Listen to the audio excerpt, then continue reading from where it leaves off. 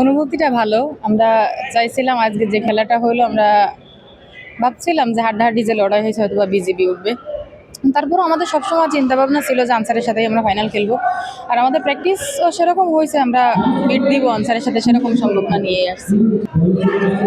পরিকল্পনা থাকবে defence offence, আমরা দুইটাই ভালো খেলবো। আর কালকে যেহেতু ফাইনাল, আমাদের ঠান্ডা মাথায় খেলতে হবে। আনসার খুবই শক্তিশালী টিম, ওরা টানা চ্যাম্পিয়নশিপ নিছে।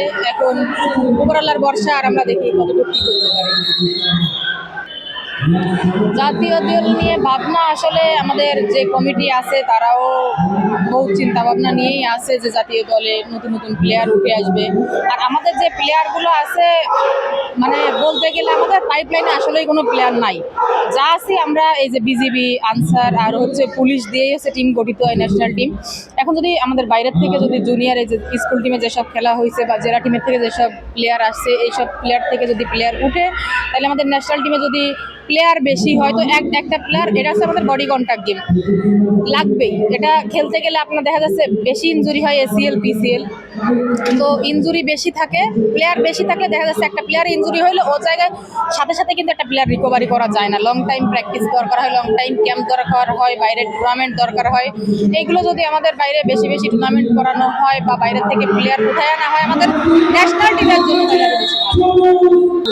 আসলে তৃণমূলের যে প্রশিক্ষণটা, এটা হচ্ছে যার যার জেলার থেকে উঠে আসছে। জেলায় যেসব হচ্ছে আপনার কোচ থাকে বা জেলার যেসব টিম পরিচালনা করে, আমি বলবো যে আমাদের যারা ন্যাশনাল টিমের কোচ আছে বা এই যে প্রশিক্ষণ প্রাপ্ত যেসব আমাদের কোচ আছে, সেইগুলোর আন্ডারে যদি এরা মানে প্রশিক্ষণ করে, তাহলে ন্যাশনাল টিমে এরা চান্স পাবে বা ভবিষ্যতে ভালো করবে।